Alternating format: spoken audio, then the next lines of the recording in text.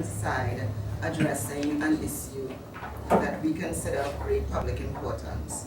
So without further ado, I'll call to the podium Senator Lester Henry to engage us.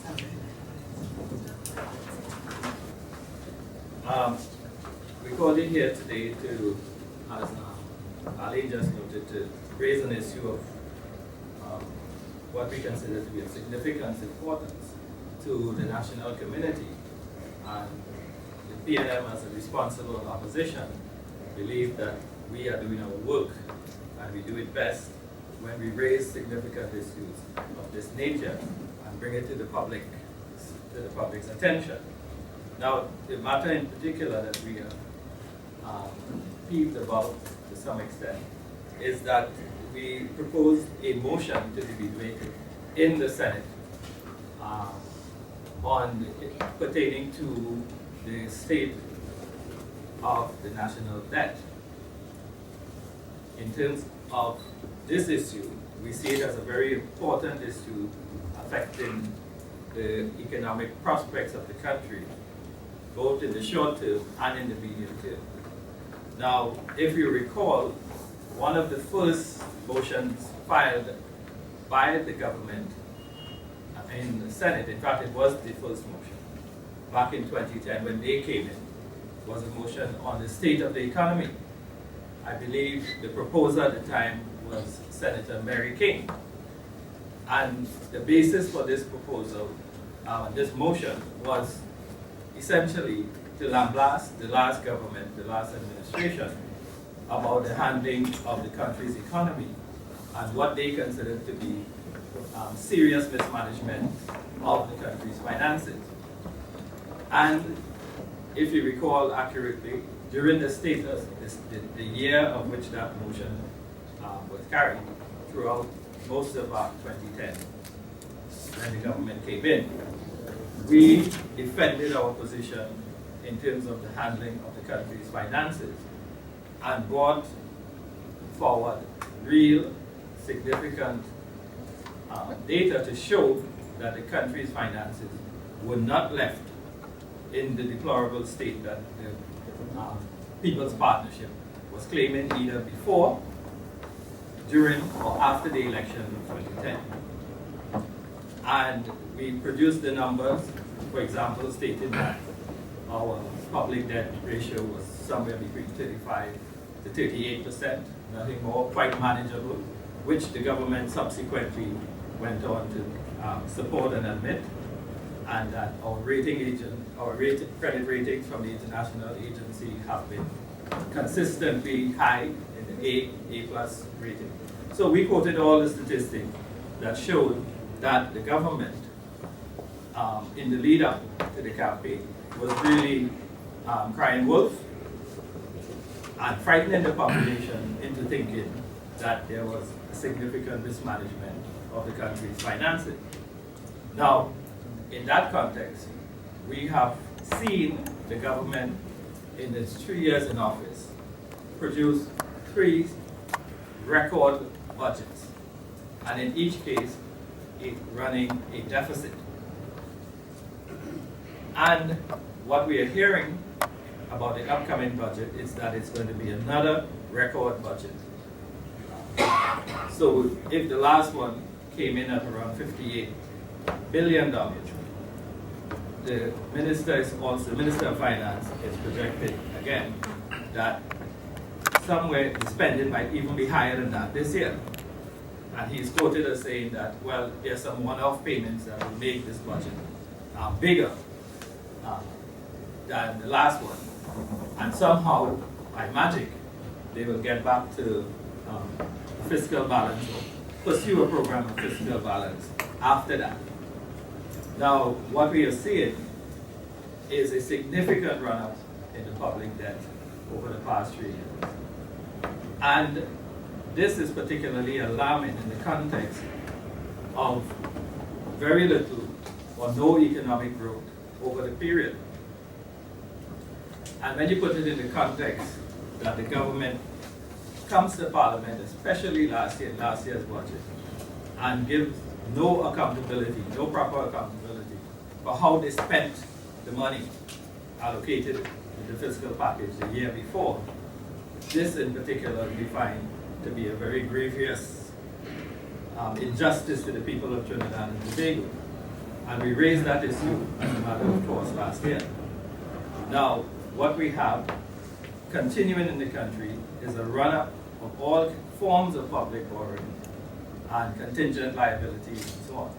And we do not see any productive results coming from it. And so therefore we consider this to be a very significant issue. And we are a bit surprised that the motion was not allowed to be debated first up in the Senate, because we have been informed that our motion was somehow not adequately qualified to be debated at this particular time. But we want to let the public know that this is a significant and serious matter for the country. And the projections from the government of continued spending without any revenue generation is putting the country's economic future in jeopardy. And we would have liked the opportunity to have this debated throughout the upcoming parliamentary session to the complete satisfaction of ourselves that we have done our job as a responsible opposition, and let the public know what is going on with the state of the country's public debt and its potential negative impact on the economy. And the citizens of this country deserve the right to understand what the government is doing in terms of our public finance. Thank you. I now pass on to my colleague, Senator Hines. Dr. Henry. The motion of which Dr. Henry spoke resolves as follows. Be it resolved that the government advise the Senate as to the current status of all aspects of the Republic's public debt, its profile for the short to medium term, and its ability to monitor, manage, and service same. When Dr. Henry filed this motion on the inauguration of this session of the Parliament, we anticipated that, as usual, the motion would be recorded on the Senate order paper in chronological order, and therefore we would be up first. We were given assurances that it was up first. Sometime later, we were advised orally that it was rejected and denied. This important motion, as has been explained by Dr. Henry. For my own part, I have heard many citizens of this country express concerns about the rising and mounting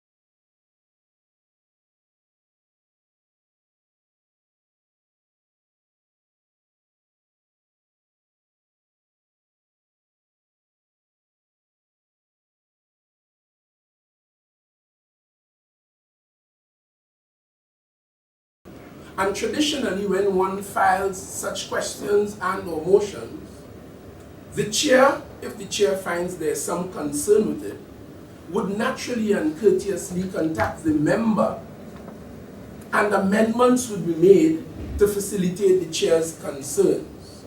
On this occasion, no such thing was done. I would learn, or we would learn later, that a letter of simple rejection, summary rejection, was dispatched to Dr. Henry, who had filed a motion on behalf of the PNM in the Senate, and therefore we were quite shocked.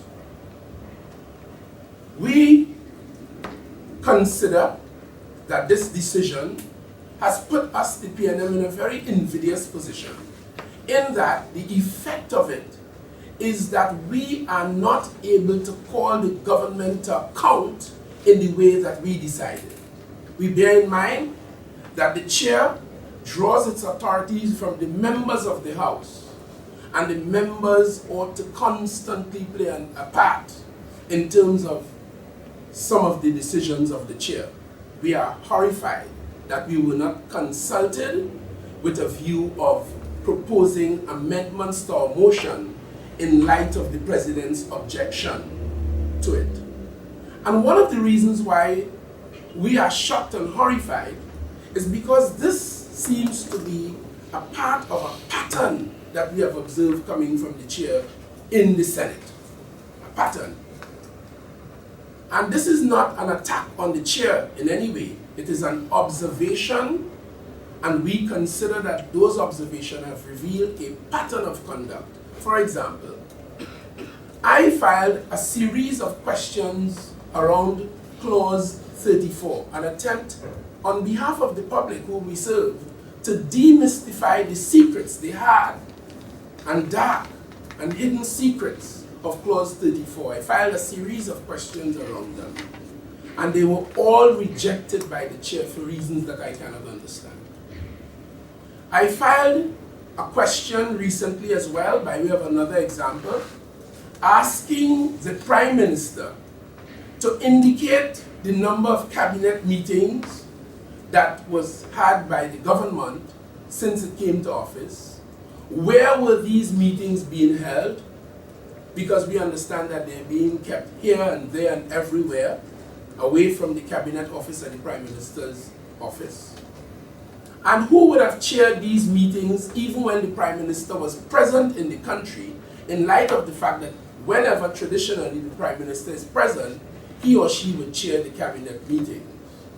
All of this was filed because we have noticed in the public domain that the Prime Minister missed a number of important engagements, even including foreign diplomats who came to Trinidad, by virtue of reasons we are yet to know.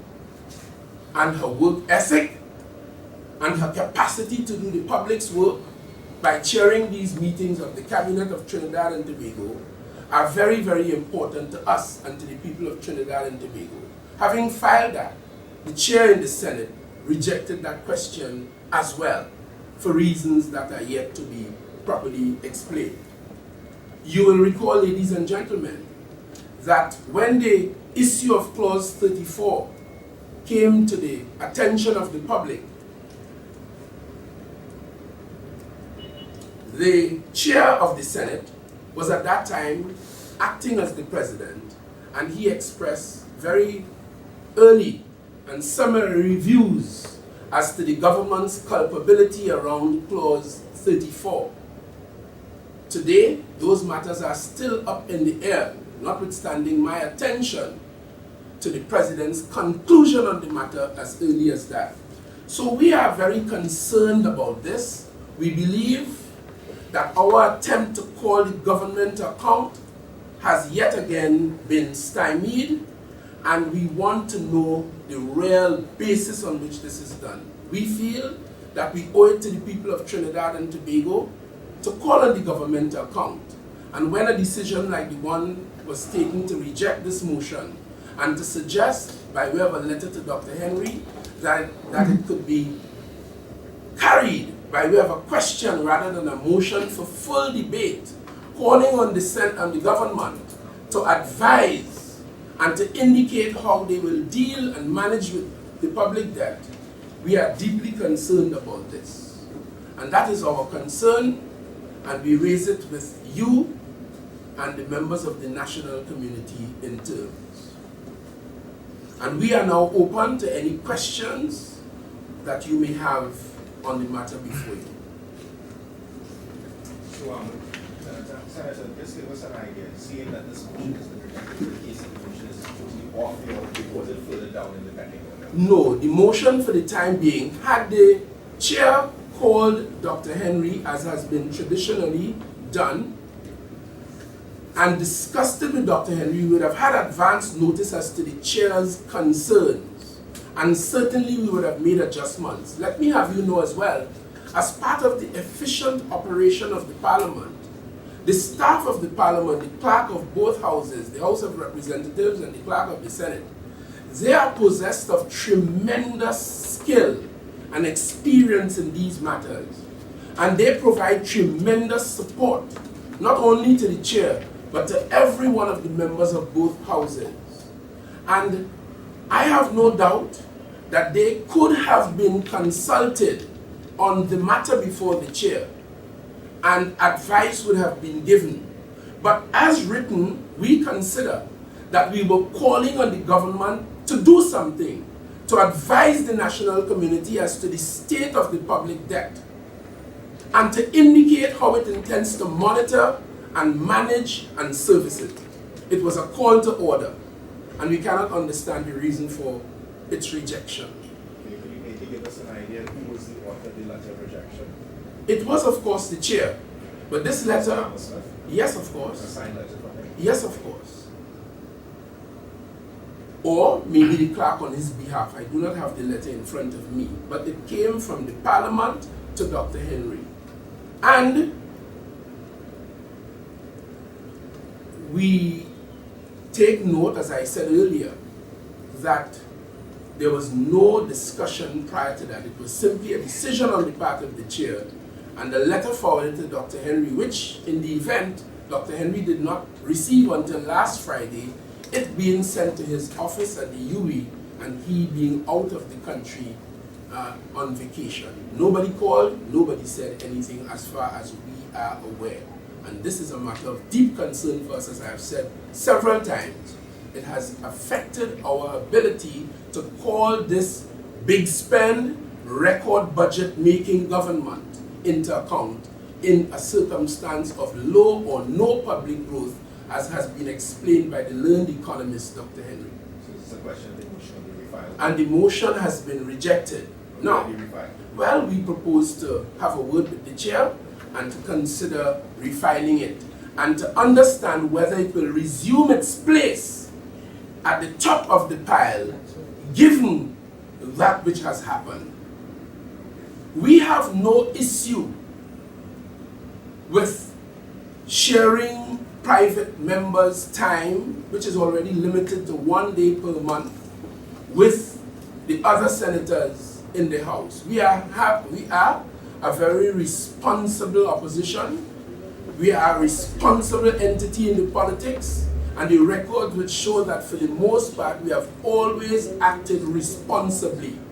I learned that the president has concerns about the fact that the opposition dominates private members' day, and I have to clarify that with the chair, and if that is so, we will want further clarification, as I've said. But we are deeply concerned and pained and shocked at not being able to carry this very important matter in a full-scale debate in circumstances where the people of Trinidad and Tobago ought, at a minimum, to know that this government is borrowing and borrowing and borrowing, heading to a 71% debt to GDP ratio by 2016 based on Treasury documents. Senator, do you think this rejection has anything to do with the fact that the budget is mere weeks away? Well, I can't say what is in the president's mind, but the fact of the matter is, based on the current constitutional arrangements, the President of the Senate, as is the Speaker of the House, members and supporters of political parties that are opposed to the PNM. So I can't say what is in the president's mind, but the budget is looming large. This issue of public debt will be central to such a discussion, especially in anticipation of another record, better than Usain Bolt, another record in terms of the figures. And it is central to discussions, and it is central to the information that the public of Trinidad and Tobago ought to know. And in any event, as I'm being reminded by my colleague, this debate would have ensued after the budget presentation anyway. Is there any And it would have been extended to give all senators an opportunity to deliberate in great detail on the matters and to elucidate for members of a discerning public where this government is taking this country. And I might say, without anticipating, but common sense tells me that based on what Dr. Henry said, when they came to government in May 2010, they put a motion to highlight what they considered to be our mismanagement of the economy prior to their coming in office. We will want to show this country, I have no doubt, we will want to show this country what they have done to this economy during their time in office. And we consider that this motion was a good opportunity to take stock, at least, of the public debt at this time. And we feel very shocked that we have been so denied. You mentioned a pattern developing with the decisions of the chair. Is there any other recourse the opposition would have for stuff like this? Well, as I told you earlier, in my study and understanding of parliamentary democracy and the responsibility of the chair draws its authority from the members. The members of the House are who decide who would be the chair and vest the authority of the chair, guided by the standing orders and the Constitution, in the chair. The chair doesn't lead. The chair is not a schoolmaster. The chair is not to dictate for members. The chair is to guide the proceedings of the House in accordance with the standing orders. And any chair anywhere in the democratic world who attempts to do otherwise is clearly getting out of bounds. Clearly getting out of bounds. So, we have raised this matter and we want some answers, and we will be seeking them. Thank you very warmly. Any further questions from me or any of my colleagues? Yes, actually, perhaps either you or Ms. McDonald could give us an idea of the opposition intends to approach the joint talks with the government on the crimes issue. I'll give way to Ms. McDonald on that one. Thank you very much. Good morning to all. I'm aware that there will be a meeting on Thursday between the Prime Minister and the opposition leader. At this point in time, I won't be able to comment as to the way forward with respect to the procedure. But as information comes in, I am sure that the opposition leader will call, a press conference and outline. Okay, because the thing about it is we've had past meetings between government and opposition on crime before, and there always seems to be some type of issue which prevents it from going forward, such as the death penalty issue. And the main thing that most people seem to be after right now is how do the government and opposition combine, put their heads together to find a way to help the police improve detection, reduce court backlog, and that sort of thing. Because you can't entertain the death penalty talk until you get worse than the penalty. So how will the opposition approach it? Would it be something similar to when the opposition, when the PNM was in opposition, policy that it proposed the police service bill? Would it be some similar type of strategy to that? Well, as I said, let me repeat. On Thursday, there will be the meeting between the Prime Minister and the opposition leader. I know back in 2011, as opposition, we met with the government with respect to the capital offences bill. And we made certain suggestions. And even after the debate, we made certain suggestions which, up to this day, the government never followed. However, I think that both sides are now open to actually working together. So there is a synergy there operating now, and I feel it can only bear fruit. So let's wait and see. Okay. Now, see that you're MP for the Port of Spain South. Do you have, these recent events which you followed in your area, what is your take on the latest set of developments there? I think they were arrested some 90 persons over the weekend. Well, yesterday, I know what was happening. There was an HTC exercise, because the same phenomenon that happened in Canada, where, as I should say, some miscreants in the community went into those apartments and put out law-abiding citizens. The same thing happened on Duncan Street in about 2 or 3 instances that I am aware of. And these complaints were made to the HDC, and yesterday was an exercise to check each household to ensure that the persons there are the persons who are supposed to be in those apartments. Okay.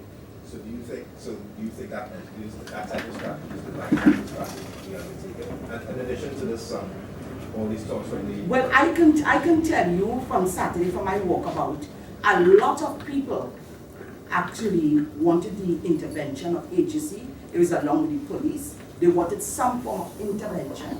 There was a lady there who was put out of her house, and now she's living in about 3 different homes. Tonight here, tomorrow night here, etc. And I know that they welcome the intervention. If that intervention, though, is going to cause a lot of inconveniences, yesterday I had a school bag distribution at City Hall at 10 o'clock in the morning. And my constituents from the areas of Duncan Street, Nelson Street, and George Street, they came late. Why? Because the entire area was locked down. You have heard them complaining yesterday, last night on the television. They could not go around the area very easily because of the particular exercise. However, I can assure you that the exercise was welcome. Okay, and would also, you think as well, we want this joint army police force inside the area to be set up in September as well? Mr. Chantak, I am happy that you asked me that, because since 2011, my mantra has been the removal of the police posts in both Mango Rose and Pleasant Terrace in John John. This current government, when they came in 2010, removed the police post which was existing in Mango Rose at the time and Pleasant Terrace out in John John in Port of Spain South constituency. Now the existence of the post in the 2 areas, as a matter of fact, it brought a calm in the district. It did. Because the Mango Rose post serviced the Barcelona Street, Belgrave Street, Piccadilly Street, and surrounding environs, whilst the Pleasant Terrace one serviced John John, Quevedos, Circular, etc., Beverly Hills, Canada, Africa. There was a calm. Those posts were removed. I approached the then Minister of National Security, Mr. John Sandy, and I said, okay, you have removed the posts. What are you going to put in place of the removal of these posts? Instead, they said they're going to have a joint army and police patrol, which never happened. By which time, after Mr. Sandy stepped down, it was Mr. Warner. I recall there was a meeting with Mr. Warner, Mr. Jackie Watsky, and Mr. Dwayne Gibbs at the Homework Center in Mango Rose, where I took a lot of the constituents from the Mango Rose area, the Piccadilly Street area, and my executive from the constituency. And we had a meeting, a private meeting, with the minister and his team.